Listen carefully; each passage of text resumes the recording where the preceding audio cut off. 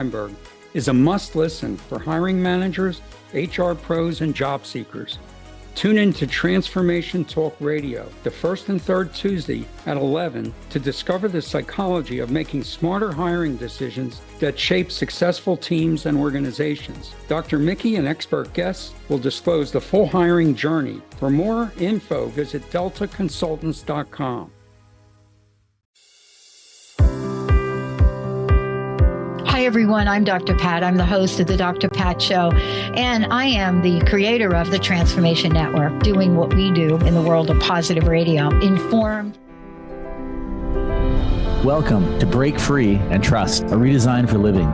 Join me, Chris. And me, Jacqueline, for real conversations about life, death, and everything in between. Learn to connect with your intrinsic power to grow and heal, how to laugh at your own humanness and not take life too seriously. Through healthy conversations between the feminine and masculine, you learn how to harness the power of relationship and the mirror to befriend your shadow and to trust that any obstacle that gets in your way is there to help you grow. Together, working at a practical level, you learn to trust that everything that is happening is for you, your growth, and ultimate freedom. Our circumstances don't matter. It's only how we relate to them that does. Get ready to befriend the wisdom of your body and the power of your mind. Break Free and Trust starts now.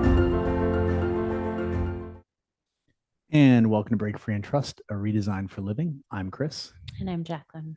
And in this episode, Jacqueline and I are going to explore the action of just sitting with it or being with your feelings.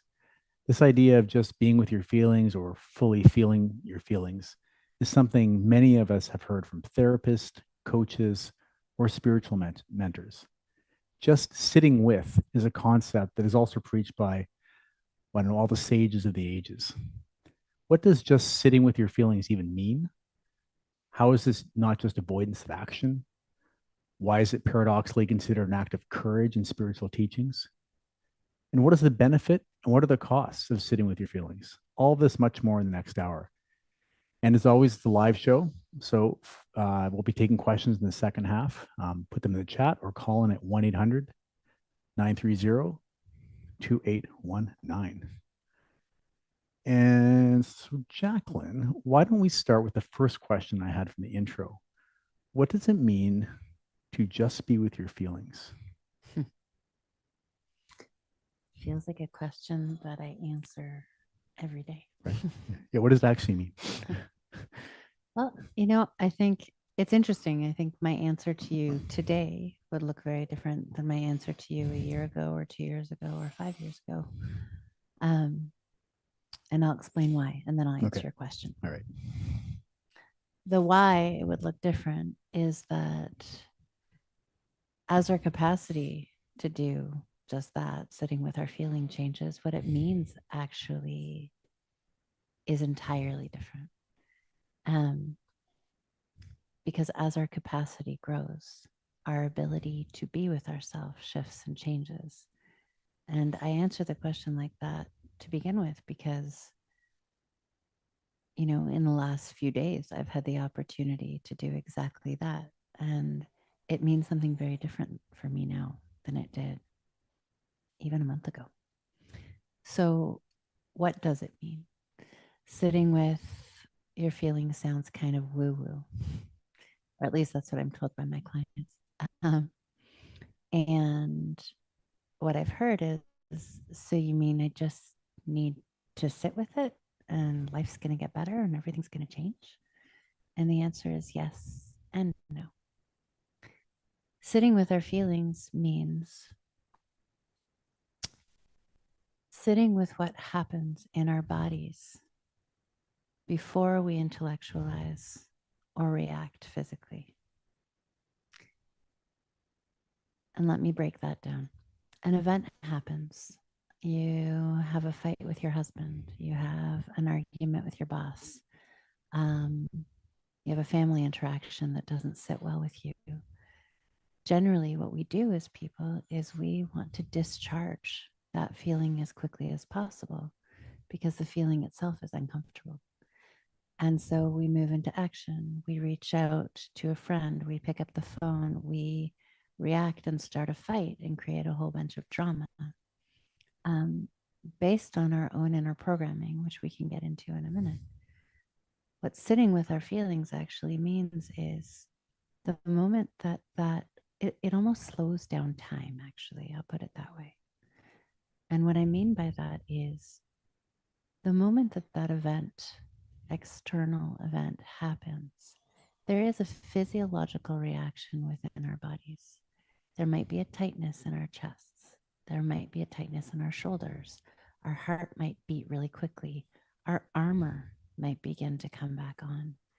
And in that moment, we have an opportunity to slow down time by taking a couple of deep breaths, by choosing not to distract or discharge or reach out, but actually to be with what's showing up in our bodies, which will tend to be incredibly uncomfortable. And the reason it's incredibly uncomfortable, in my belief and in those of the teachers that I subscribe to, is that generally speaking, anytime there's a reaction in our bodies, it's because what's reacting isn't the moment. What we're reacting to is an unintegrated emotional experience from our past that's being woken up by the flip of a switch, which is why we often end up reacting way out of what word am I looking for? Proportion. Thank you. Yeah. Yeah. Way out of proportion to what's actually happening in any given moment. So I can give you an example. Yeah, I was about to ask, can you give us an example of what you just talked about? Something from the Sure. past that's been triggered. Sure. Mm. I'm just trying to think of a recent example.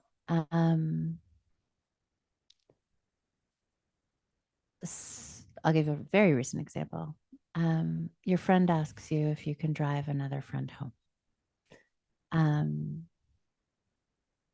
Your logical mind says it doesn't make any sense. I live across town. And so you say, no, it doesn't really make sense. She can take a taxi. I don't have time to do that. And then what happened in my body in that moment was a huge panic reaction, which was so out of whack with what I was being asked and how I responded to it. And that panicky feeling, I was lucky. I was sitting on a plane, so I had no opportunity to do anything but sit with it. And so I sat with it and I breathed with it. And what actually happened for me was this awareness of, oh, you just spoke what was true for you in this moment, which was you not being the people pleaser you're used to being. And the panic that came up was the very fear of what happens if I don't do the good thing, the right thing, which was what put the people pleaser there in the first place. And so by sitting with our feelings, what we actually get to in many ways is our internal programming, which we then begin to break up the longer we sit with it. Does that answer your question? It does. And it sounds like the way you describe that, because it's like this patterning or seeds that are planted in us that anytime a similar experience shows up, we're going to almost react in a similar way until such a time as we break that patterning. So in a lot of ways, what I've come to really understand in my own experience and in that of my clients is that what really sits under all of our reactivity is fear. And we've learned all kinds of ways to not be afraid. We've learned all kinds of patterns of being. We've learned all kinds of behaviors to distract, etc., so that we don't even know that what's underneath what we're experiencing is fear. And when we don't react, when we don't get angry, when we don't push people away, when we don't gossip, when we don't run out the door and exercise the minute that we feel uncomfortable. Grab a drink, another substance, go and jump on social media. Absolutely. There's 4,000 different ways that we can do it. I was just thinking of some of my own, but yes, thank you. Me too. Yeah, exactly. when we don't do those things, what we're left feeling is this underlying discomfort that when we give ourselves permission to feel it, the discomfort is actually profound because it's the discomfort that's been alive in us since we were really, really small.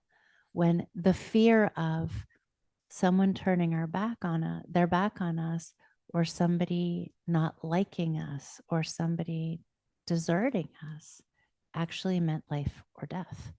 Because as a young human, we depend on the people around us to love us.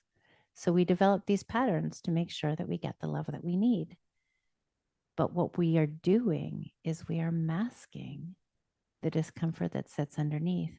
And that discomfort creates most of the drama that we project out into the world in order to protect that little person.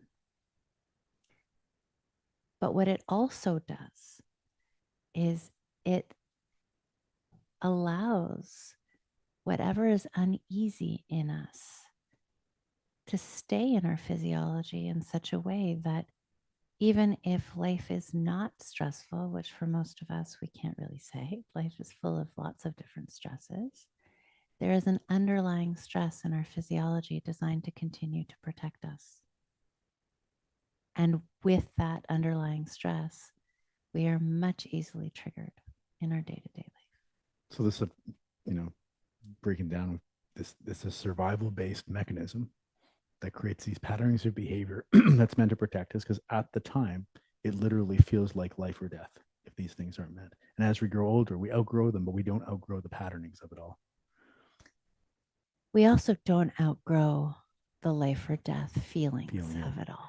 What are, and you mentioned the word fear in there that may be underlying these. What are some of the common fears that would be behind some of these patterns you're talking about?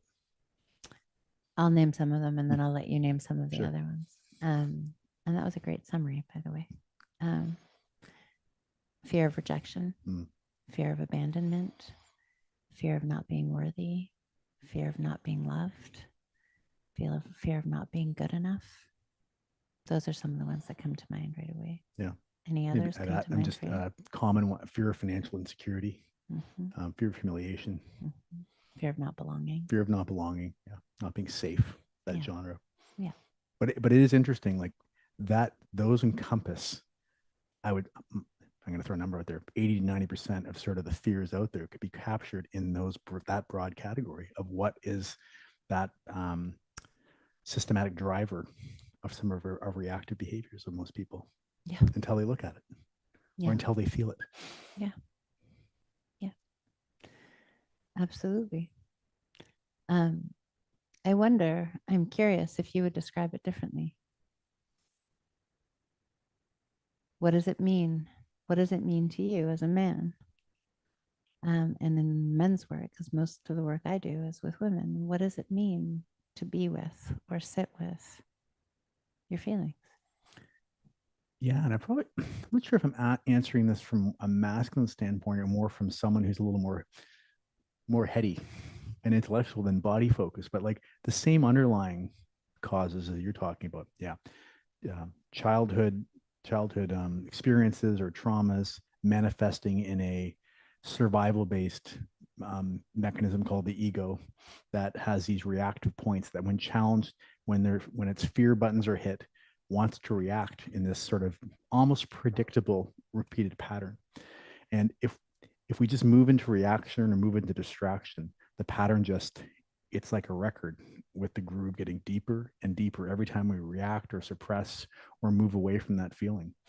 And the actual sitting with the feeling is moving into this place of complete inaction. And when I mean sitting with it, I don't mean intellectualizing it. I don't mean sitting there thinking about it and looping around in the patterns of it. I mean, I'm not going to think about this. I'm just going to feel the discomfort of this thing. Oh, I'm so angry. And like, oh, I feel upset without trying to make sense of it.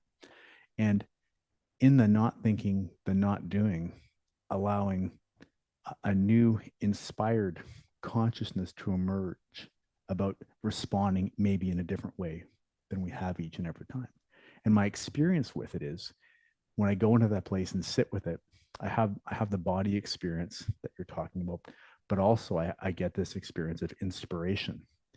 A new thought form or thought wave emerges that's not part of my old pattern. I'm not even sure where it came from, but it's like I'm connecting with a higher consciousness in that place of non-reaction that allows me to now take a different path and start to change the groove in the record that I've been reacting from. So you spoke that brilliantly. And I think that you're almost like many steps down this path of sitting with in your description. Possibly, Because when we first start sitting with our sensations, so as Chris said, it's not our thinking mind that we're talking about. What we're sitting with is actually physical sensations in our body. When we first start sitting with them, they are not inspirational. They're incredibly uncomfortable. For the most part, as far as, at least in my experience, the inspiration comes with practice at being with those places. Well, you know what's really interesting, and that I think is we're onto something here. It's like I don't have the body experience really. Maybe at the margin, mine is a very mental experience where I'm sitting there, the discomfort, and it's my head wants to explode with thought. It's looping on a history, it's looping on an event, it's looping on what that person said, and it's all very, very mental. And all I want to do is the thinking to stop. And so I distract myself. I want to distract myself from the thinking, or write that text, or pick up the phone and lash out, or do something like that. So I'm going to challenge you. Yeah. And I can't say that I'm right or you're wrong. And actually, it doesn't really matter. We all operate in this world. I remember in my original training in Chinese medicine, one of the things that we were taught to look at is this person's imbalance showing up on the mental, the physical, or the spiritual? And that would be the doorway in to working with them. And so I think that there's some of us that are naturally much more physical in body, some of us that are much more naturally mental, and some of us that are much more naturally spiritual. But I would suggest that physiologically, when something happens to us, the first experience that we have is a physical one. Then we make meaning of it and move into a mental space. The challenge with us is that we've never been taught how to be with our physical sensations or even notice that they're happening, because we move so quickly. We live in a world that's very mental, and we reward the mental. And so a piece of this is, when I'm working with a client, as an example, they can tell me their thought pattern as a trigger response. And my questioning will go into, what's the first thing you noticed as these thoughts started to show up? What do you mean? Well, what was happening in your body? And they might say, my brow got sweaty. What happened before that? My shoulders got tight. What happened before that? There was a tightness in my chest. And the entire intention of that line of conversation is to reel things back to the physiological, to notice the first moment the body felt like it was in trouble. Because in the closer we can get back to the beginning point of a reaction, the more quickly we can actually create a shift in patterning, and we can interrupt the neural network that will naturally move down a specific line of thinking or create a specific behaviors. So I think that physiology is actually primary, but it's not something that we're used to paying attention to. Right. We learn how to override it. I think that's right. And even my own case, like I'm much more aware of my body response now than I was previously. And mine is like if I know when I'm experiencing disease or anxiety, it always manifests itself first with a bit of a shallower breathing will show up, and my pace of speech will probably speed up. Yeah. And that'll be my sign that something is shifting within me that'll give me pause to, okay, this is not the time to formulate a response or to react, but to go and figure out what's happening. But it took me a long time to Yeah. get to that place, to recognize that. It wasn't where I started. Right. Yeah. And so that's why when you Yeah, were yeah. talking about inspiration comes with a tremendous amount of practice in this place. And when I say practice, I don't mean practice for 3 days or 3 hours. I mean, this is a lifetime practice, actually. And there's a tremendous amount of freedom on the other side. But, and some of you may call me a slow learner. And the truth is, I am actually very much a slow learner. I've been doing this work for 30 years and I'm still doing it almost every day, right? Like I had an interaction with my oldest son earlier this afternoon, and I noticed immediately a sensation in my chest that was super tight. And I wanted to go and do things. And I sat and I breathed with it. And it was incredibly uncomfortable. And it's passed. And one of the ways, actually, I would say one of the people whose work has had a huge impact on both me personally and in my practice is Kristin Neff. I think I mentioned her on an earlier podcast. Kristin Neff is a psychologist whose focus is really on self-compassion. And when her work first arrived in my space, it's work that meant no sense to me. Lost my speech. It's work that didn't make any sense to me. And it didn't make any sense to me because I actually didn't know what it meant to be self-compassionate. I thought I did, but I didn't. And one of the first pieces of something that she calls a self-compassion break leads you to is a place of naming what you're feeling in a given moment. So even just taking a moment in a triggering time and she suggests that you put your left hand on your heart and your right hand on top and name, like, I'm feeling really angry right now. I'm feeling really afraid right now. I'm feeling really whatever it is. And taking a moment to acknowledge what's happening in your body is a beautiful first step to learning how to be with and sit with what's showing up. And that's something that I wish we taught our kids in school, because that's the beginning of being able to be really emotionally intelligent, not just around other people's interactions, but in terms of our relationship with ourselves. I mean, imagine what you would have done in your life had you been taught that early on, right? Like, what kind of pattern interrupt might have happened in that moment of like, wow, I'm feeling really rejected right now. Well, maybe I would go and ask the question to a family member or name it. And what I might have gotten in response would have looked really different than whatever patterns I created to protect myself from. Yeah. I think it's even more interesting. You can go back further and just wish someone tells us when we're 17 or 18, hey, by the way, you've been screwed up by your childhood. You just don't know how yet, but you might want to look at it and then start trying to understand what these things are and what these feelings are and where they're coming from. And I know you don't mean it when you say this, Yeah. but I'm going to name this because I think it's super important. Is I've been screwed up by my childhood doesn't mean my mother and my father screwed me up. It means everybody has been.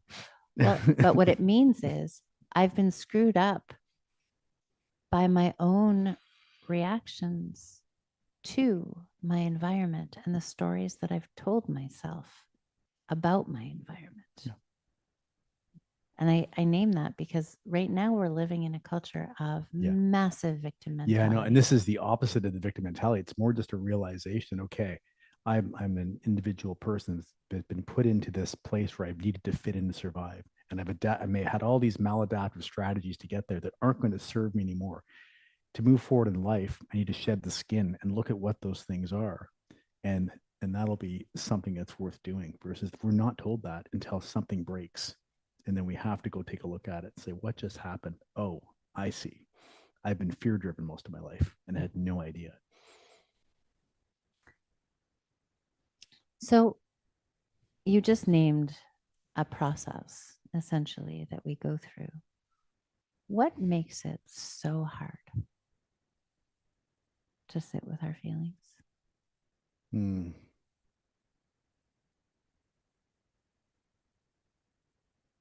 I think we're afraid to look what's behind it. I think we're afraid to see those insecurities, those fears, those limiting beliefs that actually lurk below the surface of it. And it's called the shadow self or the false self. That's really behind all these actions. We don't want to believe we have inferiority complex. We don't want to believe we fear rejection. We don't want to know any of this stuff. And as soon as we stop and pause and start looking at it, we start to see remnants of it and we look away and we move away from that. So I think it's really a fear of facing ourselves is what drives that in my mind. Can you speak to that a little bit more? The shadow, I understand where you're coming from, but I think that the shadow in reference to this piece feels almost, doesn't feel as vulnerable to me as the place that we're looking at actually feels. Like there's an intense, if I go there, if I sit there and I experience what's really underneath it, there's an intense vulnerability there. Yeah. Right. Yeah. I've developed a survival mechanism we just call the ego that has created this identity for me. I'm so-and-so, I'm associated with this group. I'm an achiever, or I'm a this, I'm a that. That false persona, that ego, has been used to survive in the world. And it's done that by hiding the actual fears from us, because it doesn't think we could survive. It doesn't think we could survive actually being with the actual trauma that happened. It was too much for us. If we were to experience it, we would have died. So the ego is now trying to protect us from it. So what is, give me an example of what's underneath the achiever? What is it? So underneath the achiever is a fear of failure, and I'm not enough, and a fear of rejection. That if for whatever happened earlier in life, if I wasn't special, or if I didn't perform, or if I wasn't good, I would be abandoned by my peer group, my parents, my group, and I would die. So I am going to go out and achieve, and I'm going to create a persona of achievement to hide the fact that I'm really afraid. I don't have a self-worth, that I'm enough. And if anyone sees that, I won't survive, including myself. And so when we go into these places of sitting with it, we get this glimpse of that for the first time, and it's terrifying. And the ego says, nope, don't look there. Go right back out to achieve, go distract yourself, go back to that identity. That's who you really are. We don't need to look there. And life will go on and on until something, often for most people, something happens that they give no choice but to take a really hard look at it, because life cannot go forward anymore by distracting yourself from it or wearing that mask. Well, it's not necessarily that life can't go forward or thrive. Life, yes. Yeah. Life can't thrive anymore. Yeah. You got this, come to this place where, wait a minute, you've hit a wall. Suffering. Yeah. And you've hit a wall. Suffering. Yeah. Beautiful. So I think we'll take a break and come back right after that. Sounds good. Okay.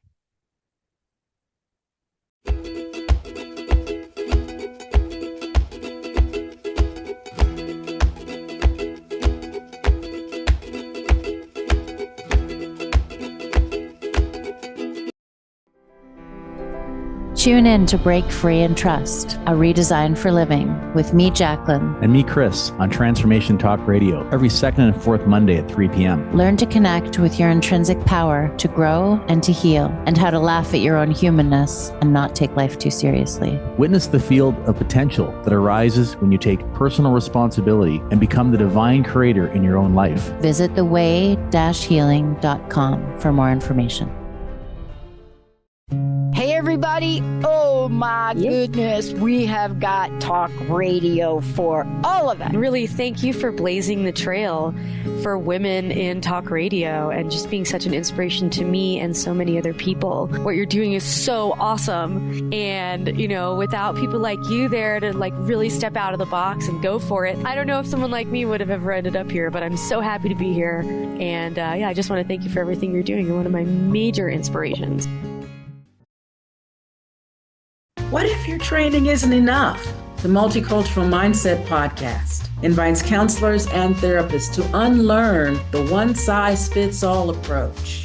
This isn't cultural competence. It's a way of being that brings racialized experiences from the margins to the very center of care. Let's stop pathologizing Black pain and start challenging the system that created the bias in the first place. Visit newseasons.training to subscribe. Living a life by design. It's the journey back to you and living 365 days of purpose with host Esther Graham. Tune in every second and fourth Friday at 11 a.m. Pacific. Discover that what is possible is already in you. God designed a phenomenal life for you. At Living a Life by Design, Esther helps you ignite the energy behind your personal journey. For more information, visit fddwomen.com. Parents, do you have... Cut the shit. Stop struggling.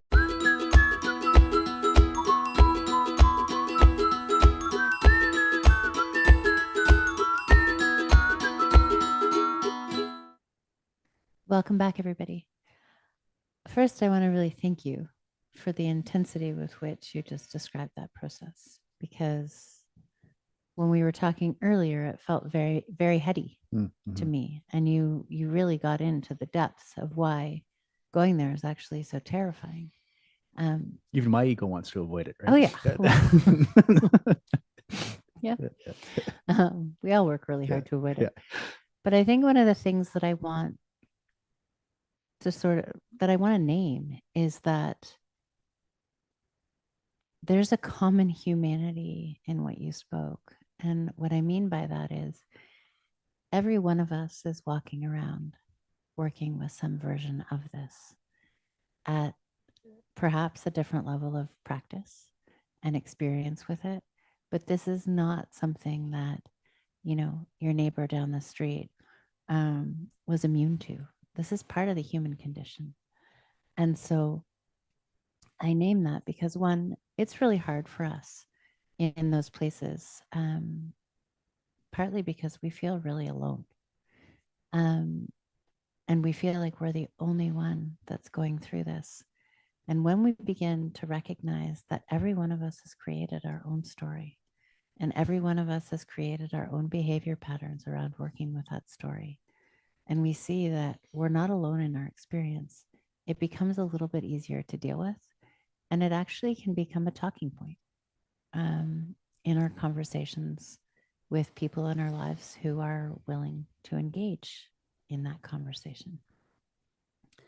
During the break, Chris and I were talking a little bit, and one of the things that we were talking about was this idea that over time,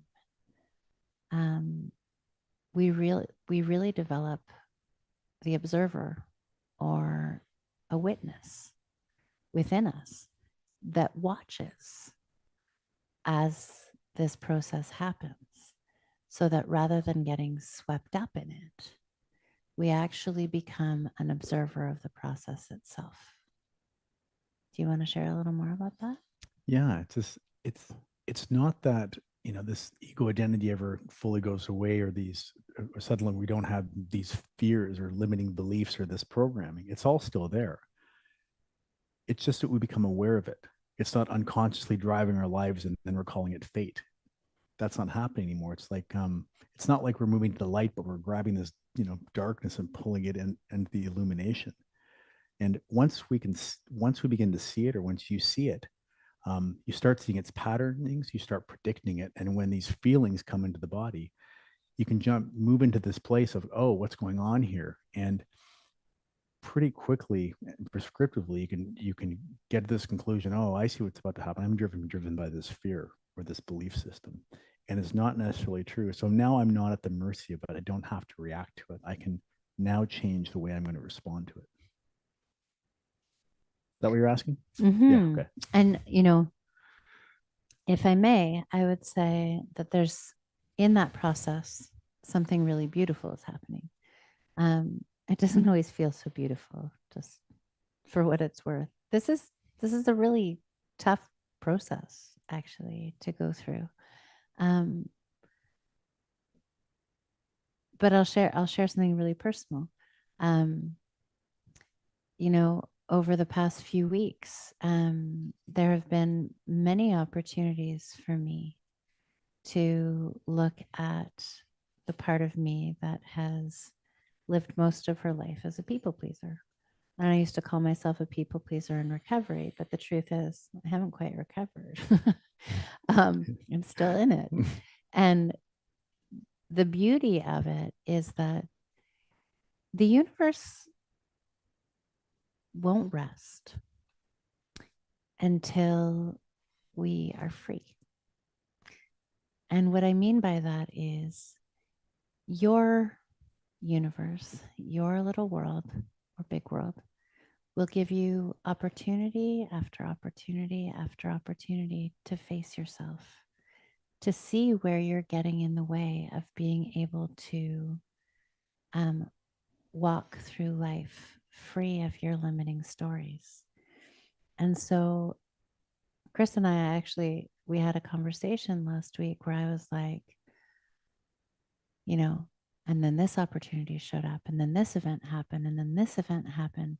And there was this part of me that in the past, I might have gone, well, I've never really played a victim, but I may have gone, why me? Like, why is this happening to me? And what actually happened was I got this feeling of excitement. And the feeling of excitement was, oh, I feel like I'm getting close. I feel like the universe is giving me more and more and more opportunities with less and less space between them, because something in me is ready to break free from this. And in that moment, there was also this space of like this coming to the center of ourselves. It's an incredible adventure. And there's so much learning in it if we're willing to see it with a growth mindset, rather than a victim mindset. Because from a victim mindset, this process really sucks. But from a growth mindset, we get to actually experience the possibility of what happens, what's on the other side, and not what's on the other side of the people pleaser, let's say in my example. What's on the other side of carrying around that unintegrated experience in my body is what was alive before I told myself all of these limiting beliefs, where the world wasn't so small, where the world was full of possibility, not to show me all the ways in which I needed to please to survive, but to show me what was possible before those things even existed. Yeah, back into the wonder size of a child, coming to look at all this stuff, right? Nothing to fear, nothing to worry about, just full of wonder. Yeah. And it comes back to this, it's an objective truth that life is simply a relationship with your experience. Yeah. And the choice that you have in your life is, what is my relationship to that experience? Am I going to be a victim, or am I going to be a creator? And I'm a victim, then I'm going to look at it's happening to me, and I'm going to try to set up my life so if I have triggers, I'm going to do everything I can to avoid them, and I'm going to be angry at people that set off my triggers, and I'm going to try to change people's behavior around me so I don't get triggered, because I'm a victim to life. That's my relationship. And if I'm a creator, I'm going to say, hold on a second. These triggers are mine. They've come from somewhere in my past, and I'm going to be able to create and find freedom if I investigate them and see what's behind these things, so I don't get triggered as often. And when I get triggered, I'm going to relish it as an opportunity to go a little bit deeper in what's this belief system that's underlying it that I'm unaware of, because it must be driving my life right now.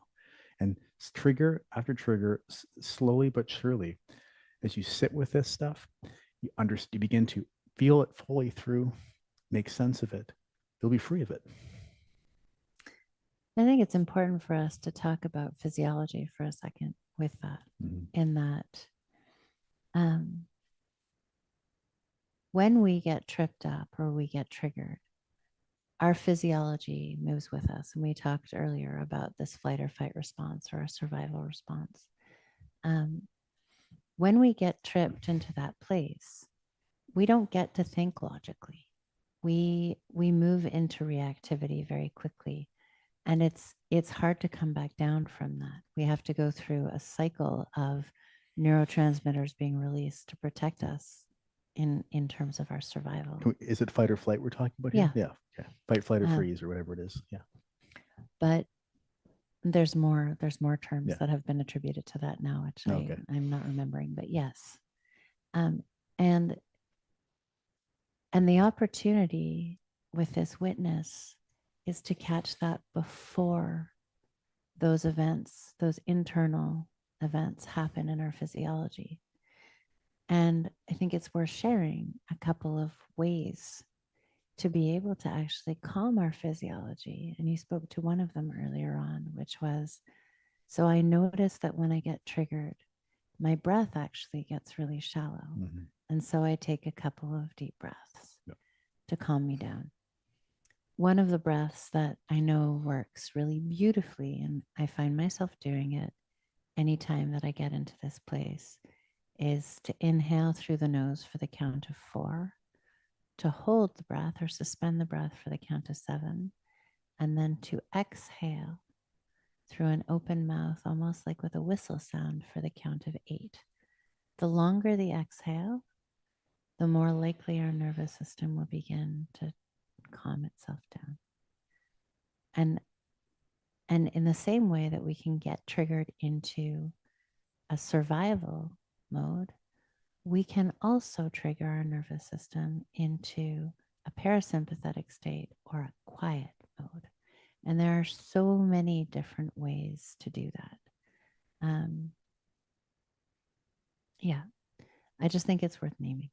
Yeah. Are there any quick tricks that you would name?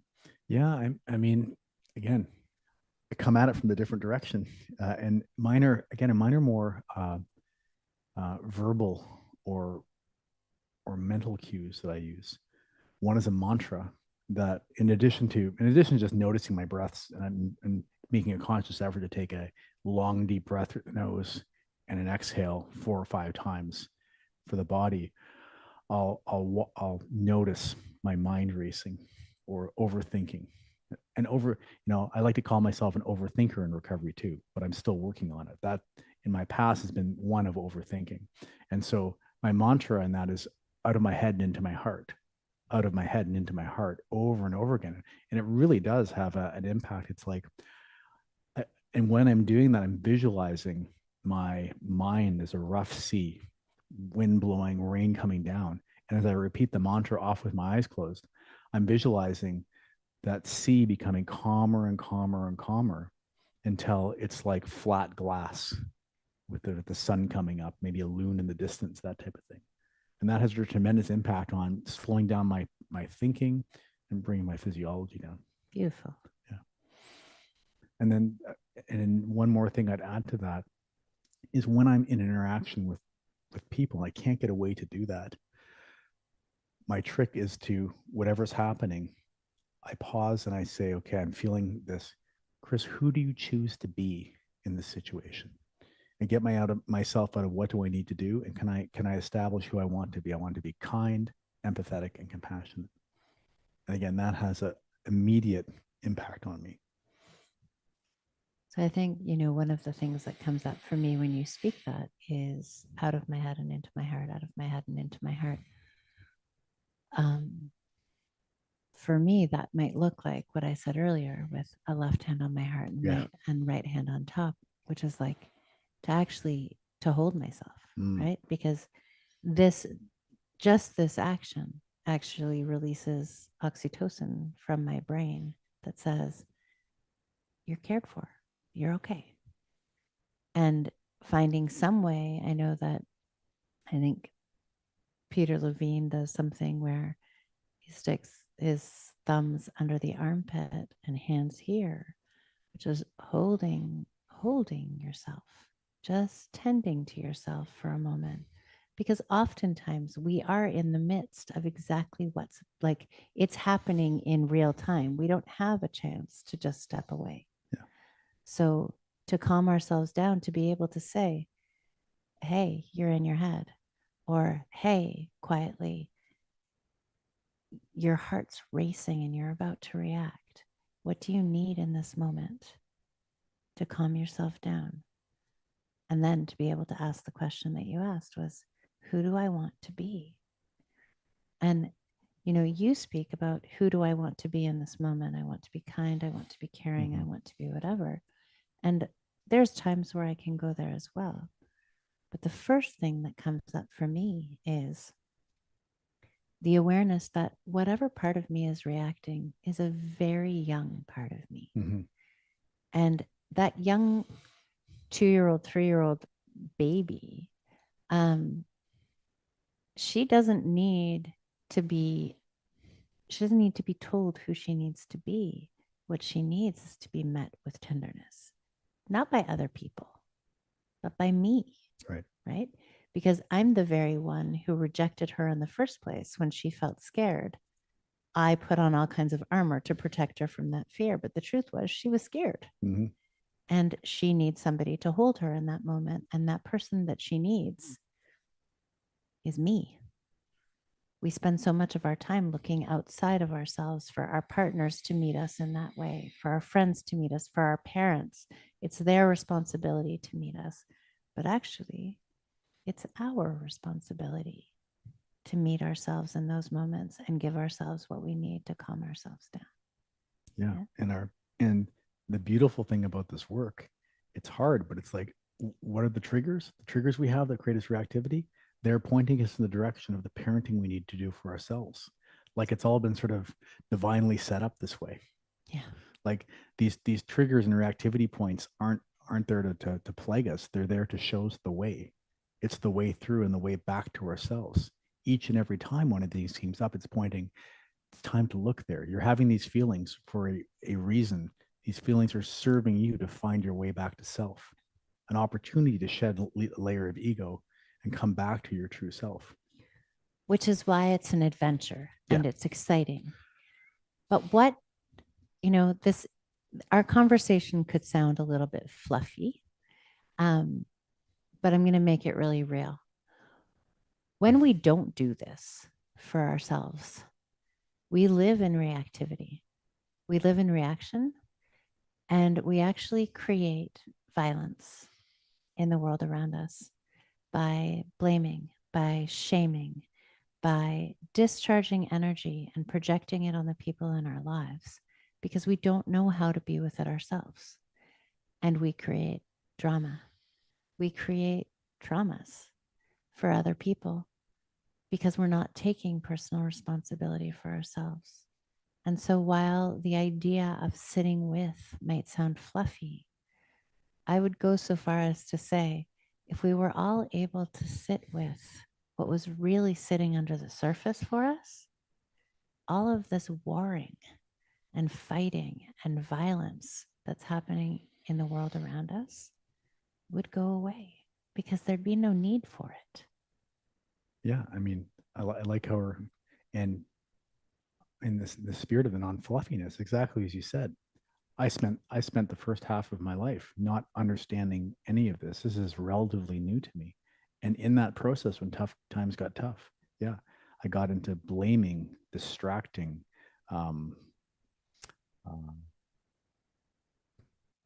not being with, and ultimately not just verbal violence but physical violence, to the point, and I've talked to this on this podcast before, that I ended up losing my job, my family, and out of a jail cell for committing an act of violence, all because I had no idea how to sit with anything that was going on. I all thought it was all happening to me. I didn't realize this was what was happening was inside of me and not outside of me. I had no idea. I was totally unaware until I got to that point where, for me in my story, I had no choice. There's no other option but to sit with it. I didn't put up my hand and say, I'm going to get enlightened, I'm going to sit with it. I literally had no choice but in a jail cell to start sitting with it. And the more I did that, the more I brought on some of these techniques, I began to see the power of understanding these patterns of behavior and breaking them down and moving away from them. I want to challenge what you just spoke. Yeah. You actually did have a choice. In that moment, in that jail cell, you had a choice. The choice was to continue to hold on to the beliefs that you had held on to that brought you to where you were, or to face yourself and shift them. And that's a choice. It's a choice.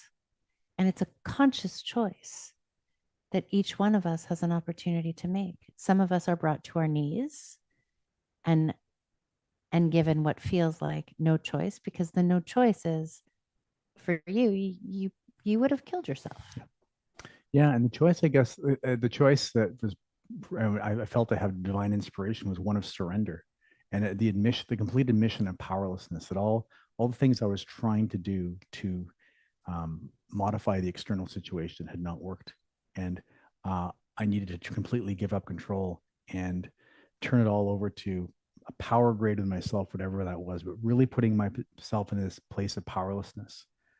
And that's what sort of brings me back where I started the show, is when I find, for me particularly, when I sit with it and I drop below my pattern thinking, a new thought process, a new consciousness emerges in there that then starts to guide me. And it happened very quickly for me that all of a sudden I said, oh, wow, in this place of quiet, in this place of letting go of the need to control, these new thoughts, this new radio station is starting to be played. That's now guiding me in a completely different direction. These aren't my ideas. I don't know where they've come from, but I'm going to start taking that intuition from that inspired part of me and following that. And so my process now is, in any situation now, is can I find that place to be with whatever's happening, to just define my relationship with the experience and drop below my thinking mind and give it time for that inspired thought and consciousness to emerge and then guide my next action. And that's been my process in all of this. And I think you've just described the process in all of this in your words through your experience, right? This whole process is one of surrender. Yeah. It's surrendering armor. It's surrendering masks. It's surrendering stories. It's learning how to be able to say, and it's really hard, especially if people around you aren't doing the same work. But it's learning how to be able to say, I feel really insecure right now. I feel really lost right now. I feel like I have no idea what to do right now. To say the things that we don't speak in our society, and to surrender this aura of I've got my shit together and everything's okay. It's actually to get to the place where it's okay for it to not be okay. The truth is, everybody's walking around pretending to be okay. And all of us are needing to surrender those stories in order to be able to get to what sits underneath them, which ultimately is the gift of surrender, which is freedom. And it has this, and you said it before, it has this compounding effect. Like, gosh, if everyone wanted to do this, we wouldn't be at war anymore. But it really does start with ourselves doing it. And because once we start this process ourselves and really start sitting with it and seeing how our own survival mechanisms are kicked in to make us act certain ways, and do the work to let go of those patterns of behavior and recognize it in others out of nowhere. And this has been my experience. The amount of empathy that gets generated for other people is profound, because you start seeing other people. It's like, oh, they're going through what I went through. They just don't know it yet. They don't necessarily know what they're doing. They're reacting that way. It's coming from a place of fear. That's not really who they are. And all I can do is try to forgive them, create space for them, and love them, and hope they find their way back to themselves. But the last thing I'm going to do is attack them. The last thing I'm going to do is try to make their burden heavy. As they say, they don't know what they're doing.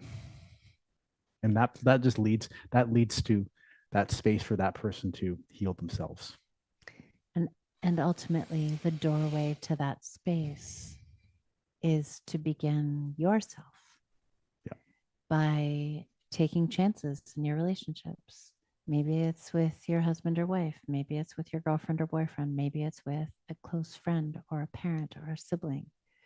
To be able to actually start working with this idea of, what would it feel like to say I feel insecure, or I feel scared, or I feel like I can't breathe in this moment, and actually name what's really happening for you. Because in so doing, what you do is create an invitation for that person to be able to meet you in a different place, but you also create an opportunity for them to meet themselves in a different place. Because naming those things stops looking like weakness and it starts looking like courage. I live by so many little mantras and hacks, and one of them just showed up for me, and particularly in relation with others, is I'm very aware that my ego always wants to win and to be right. That's its modus operandi, because that's what keeps me safe. If I'm always right and I always win, then that's the armor that's going to keep me safe. But my higher self, my true self, it just seeks to understand. It just seeks to understand what's happening. It has no interest or attachment to being right, no attachment to the outcomes. It's always just seeking to understand, what is all of this? Because it's just an experience, and I'm here to experience this and enjoy it. So I'm just here to understand it. I'm not here to try to control it. And so from a body-centered person to a mentally centered person, I would say ultimately what I'm really seeking is a feeling of peace and ease. And for you, that looks like understanding, right? Yeah. And for me, that's a physiological experience. Yeah. Yeah. Well, even the word peace is like, I'll say I'm ultimately what I've come to understand through all this is my relationship with life is I'm seeking peace with myself and peace with my fellows. And I've always sort of thought that on a mental plane, but yeah, on a physical body plane as well. All right, everybody. Well, thank you for listening. We'll see you in a couple of weeks. And if you have any questions, you know how to reach out to us. All right. Thanks, everyone. You've been listening to me, Chris. And me, Jacqueline, on Break Free and Trust, a redesign for living. Tune in every second and fourth Monday at 3 p.m. on Transformation Talk Radio for more real conversations about life, death, and everything in between. Learn to connect with your intrinsic power to grow and heal, how to laugh at your own humanness and not take life too seriously. Through healthy conversations between the feminine and the masculine, you will learn how to harness the power of relationship and the mirror to befriend your shadow, and to trust that any obstacle that gets in your way is there to help you grow. For more information or to connect with us personally, visit theway-healing.com. That's theway-healing.com.